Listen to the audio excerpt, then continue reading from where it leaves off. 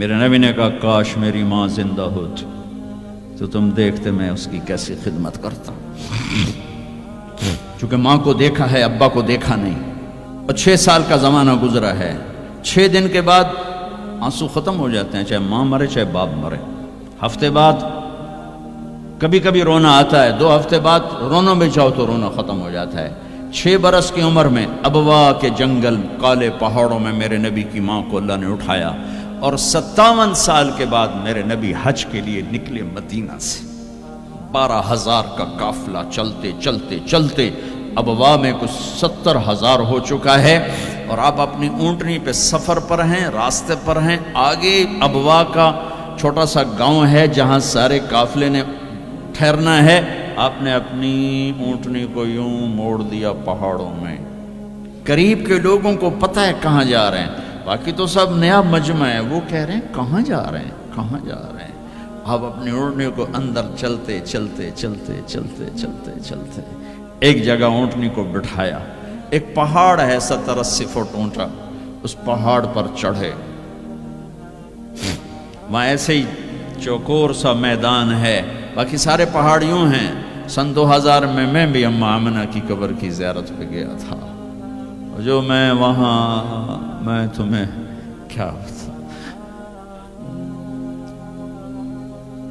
میں یہ واقعہ ہزاروں دفعہ سنا چکا ہوں. ہر دفعہ ہی ایسے رونے بیٹھ جاتا ہوں کہ پھر میں وہاں نہیں کھڑا ہوتا، پھر میں وہاں ابوا پہنچ جاتا ہوں.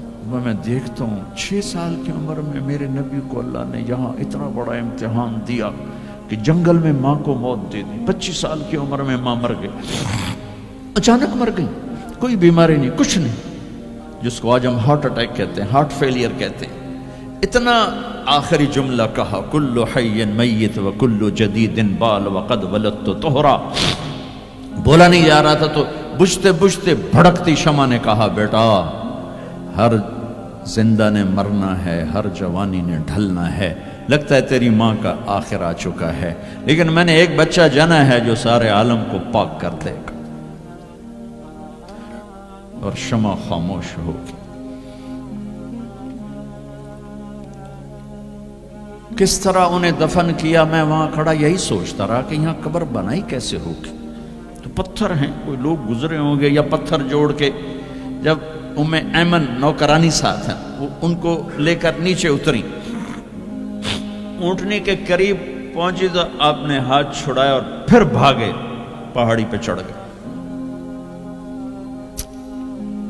ایمن پیچھے گئیں تو وہ منظر تھا کہ شاید اس وقت عرش بھی رو رہا ہوگا کہ اللہ کے نبی نے ماں کی قبر کو چمٹایا ہوتا سینے کے ساتھ. قبر پہ ایسے گرے پڑے تھے.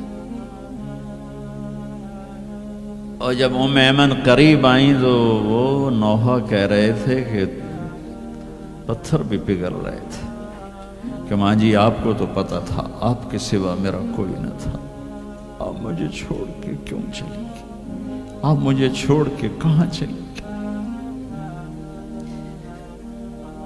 ایمن نے اٹھانا چاہا، انکار کر دے گا، میں نہیں جاتا، میں نہیں ماں کو چھوڑ کے جاتا. کھینچ کے لے گئیں، گھسٹتا ہوا بچہ پہاڑ سے اتارا. 2 دن روتے روتے مکے کا سفر ہے، پھر کھانا بھی بند ہو گیا، پینا بھی بند ہو گیا، سوائے زمزم کے چند گھونٹ پانی کے سارا دن نہ کھاتے تھے نہ پیتے تھے، اکیلے بیٹھے رہتے، نہ ماں نہ باپ نہ بھائی نہ بہن. اللہ 57 سال کے بعد ماں کی قبر پر پہنچے اور قبر کے سرہانے آ کر بیٹھے، گوڈے اوپر اٹھائے اور ہاتھ یہاں رکھے اور سر گوڈوں میں دے دیا، جیسے چھوٹے بچے رونے کی پوزیشن بناتے ہیں. یہ چھوٹی جگہ میں دکھا نہیں سکتا. اور پھر جو رونا شروع کیا، اتنا روئے کہ ساری داڑھی سارا سینہ آنسوں سے بھر گیا، جیسے کوئی معصوم بچہ، جیسے 6 سال کا محمد رو رہا صلی اللہ علیہ وسلم. اتنا روئے کہ وجود ہل گیا. اور پھر فرمایا کہ میں آگے نہیں جاؤں گا، میں رات یہیں رہوں گا. تم کیا جانو رشتے کیا ہوتے ہیں، تمہیں صرف پونڈ گننے آتے ہیں۔ تم سے مراد میں بھی اور سارے بھی، کہ ناراض نہ ہو جاؤ، ساری امت کا یہی حال۔ رات وہاں گزاری، ہائے کیا کہہ رہے ہیں، کاش میری ماں کبھی ہوتی، میں ایسی خدمت کرتا کہ بریڈ فورڈ والے بھی یاد کرتے ہیں، میں ایسی خدمت کرتا کہ میں عشاء کی نماز کے مصلی پر کھڑا ہوتا اور سورۃ فاتحہ پڑھ رہا ہوتا، اور پھر ادھر سے میری ماں کہتی محمد، تو میں نماز توڑ کے کہتا لبیک اماں جی، ماں جی حاضر ہوں، ماں جی حاضر۔